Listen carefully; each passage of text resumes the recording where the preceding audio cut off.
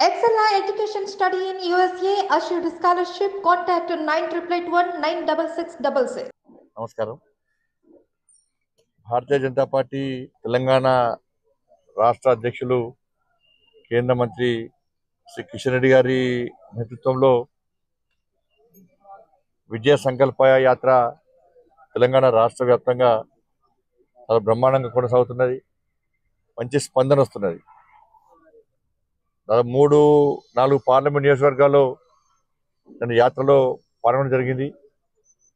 ఇక్కడ వినా కూడా ప్రజలు నరేంద్ర మోడీ గారికి మద్దతు ఇవ్వడం, నరేంద్ర మోడీ గారిని మూడోసారి ప్రధానమంత్రి చేయాలని చెప్పి ప్రజల్లో కూడా ఆలోచన రావడం, ప్రజలు ఈ బస్ యాత్రకు బ్రహ్మాండ స్వాగతం పలకడం, ఇవన్నీ చూస్తుంటే తెలంగాణ రాష్ట్రంలో ఎట్టి బస్సులో 17 సీట్లు భారతీయ జనతా పార్టీ గెలుచుకోబోతున్నది,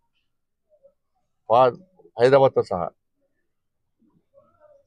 క్షేత్రస్థాయిలో ప్రజలు అలా నిర్ణయించుకుంటారు, భారతీయ జనతా పార్టీకి ఓటేయాలి, మోడీ గారిని ప్రధానమంత్రి చేయాలి, ఈ దేశాన్ని రక్షించుకోవాలి, ఈ దేశాన్ని అభివృద్ధి చేసుకోవాలి, ఈ దేశంలో పేద ప్రజలకు సంక్షేమ పథకాలు అమలు జరగాలి,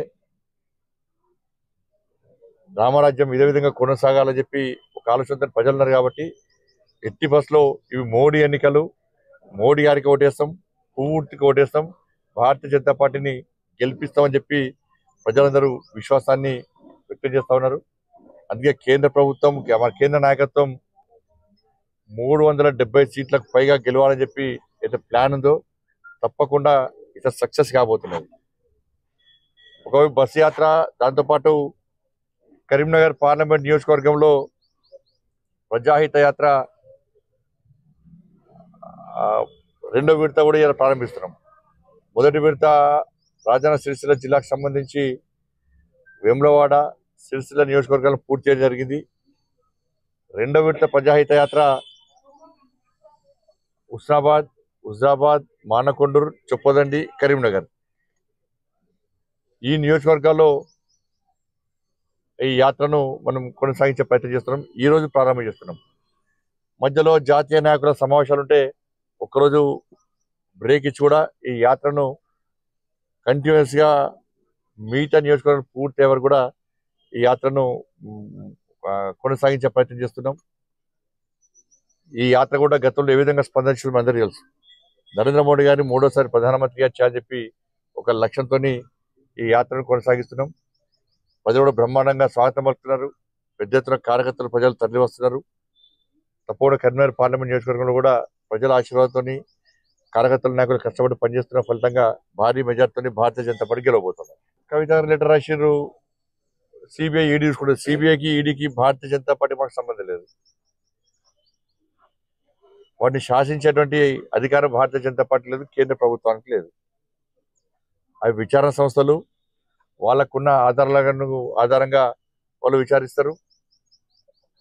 వాళ్ళకున్న ఆధారాలను అనుసరించి ఉన్న ఆధారాలను చూసిన తర్వాత వాళ్ళు విచారణ కొనసాగిస్తారు. భారతీయ జనతా పార్టీకో కేంద్ర ప్రభుత్వానికో ఈ విచారణ సంస్థలను శాసించేటువంటి అధికారం లేదు, శాసించేటువంటి ఆలోచన మా పార్టీకి లేదు, కేంద్ర నాయకత్వానికి లేదు. అరెస్ట్ అవుతుందని ఎప్పుడు అనలే. మేము తప్పు చేసిన వాళ్ళు అందరూ అరెస్ట్ చేయాలన్నాం.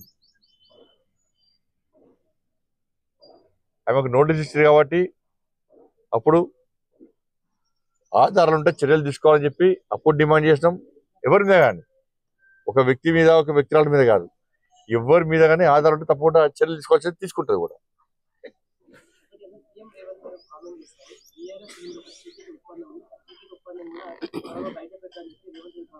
వాళ్ళు బీఆర్ఎస్ వాళ్ళు, కాంగ్రెస్ వాళ్ళు పొద్దునంతా పగలగలుగుతారు, రాత్రి కూడా చీకటి ఒప్పందాలు చేసుకుంటారు. వాళ్ళు గతంలో కలిసి పోటీ చేసింది ఎవరు? మేము ఎప్పుడు పోటీ చేసాం బీఆర్ఎస్ పార్టీతో కలిసి పోటీ చేసింది కాంగ్రెస్, బీఆర్ఎస్, అప్పుడు టీఆర్ఎస్. కలిసి అధికారాన్ని పంచుకున్నది కాంగ్రెస్, టీఆర్ఎస్. కాంగ్రెస్ ప్రభుత్వ హయాంలోనే కేసీఆర్ గారు కేంద్ర మంత్రి.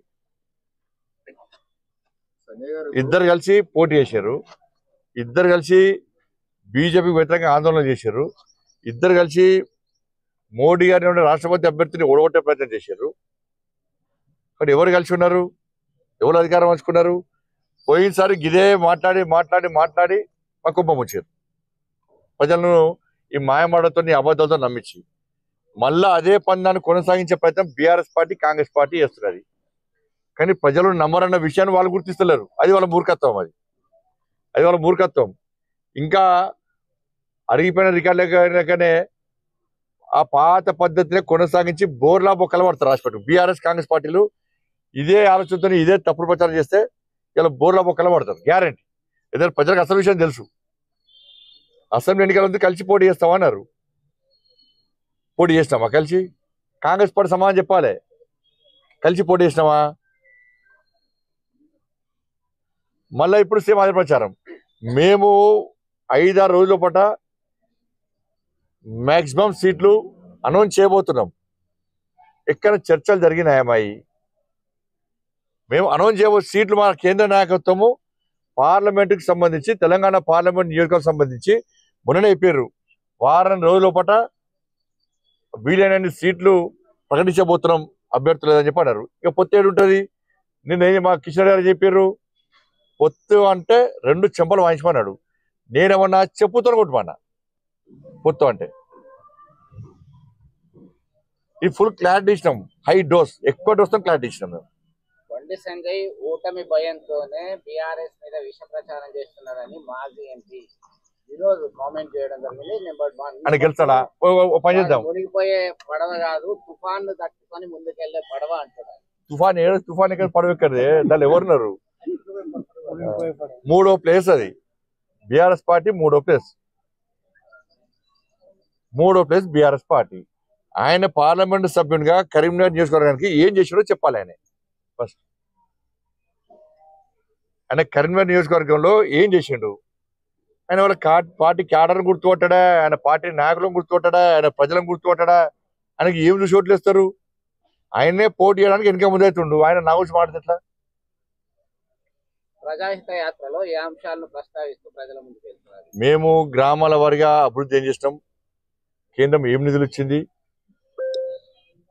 దాంతోపాటు దేశవ్యాప్తంగా ఉన్నటువంటి అంశాలను, జిల్లా స్థాయి పార్లమెంట్ స్థాయి అంశాలను, రాష్ట్రంలో ఉన్నటువంటి రాజకీయ పరిస్థితులు, తద్వారా నరేంద్ర మోడీ గారిని 3వసారి ప్రధానమంత్రిగా చేయాలని చెప్పి ఒక ఆలోచనని ప్రజాహిత యాత్ర కొనసాగిస్తాం. మాకు పొత్తు ఉండదు అని చెప్పేసి మీరు సన్యాసి ఇచ్చుకోవాల్సిన అవసరం ఏర్పడ్డది. అంటే మీరు కాంగ్రెస్ బీఆర్ఎస్ డ్రాప్ లో పడ్డట్టేనా? మాకు వాళ్ళకి అడిగింది మీరే కదా.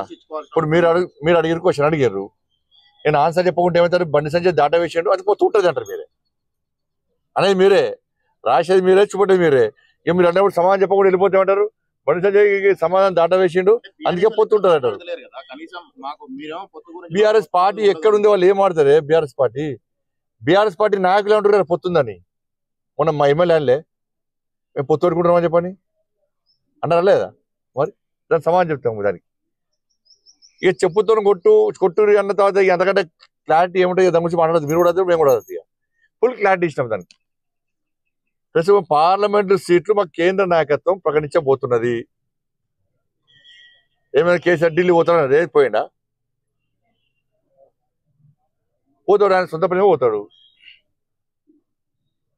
ఇప్పుడు బిడ్డ నోలు తీసిన వాటి కాపాడడం పోతారు అవ్వచ్చు. BJP Congress, BRS third place.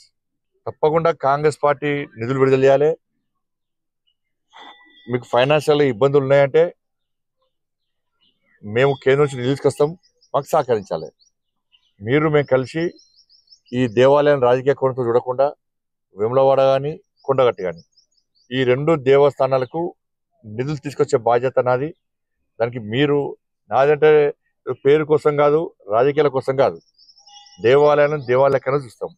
ఇప్పుడు వేములవాడ కొండగట్టు అభివృద్ధికి ఇక్కడ నుండి జిల్లాలో ఉన్న కాంగ్రెస్ నాయకులను కలిపి తప్పకుండా వాళ్ళని కలుస్తాము. వాళ్ళు మేము కలిసి తప్పకుండా ఈ దేవాలయం మా జాతీయ అధ్యక్షుడు, మా అందరికి అధ్యక్షుడు కాబట్టి వారు డేట్ డిసైడ్ చేస్తారు. వారు ప్రకటిస్తారు. అడిగి చెప్తామా? నడ్డా గారిని అడిగి ఫోన్ చేసి అడిగి మీకు చెప్తా. ఫస్ట్ మీకే చెప్తా. ధన్యవాదాలు.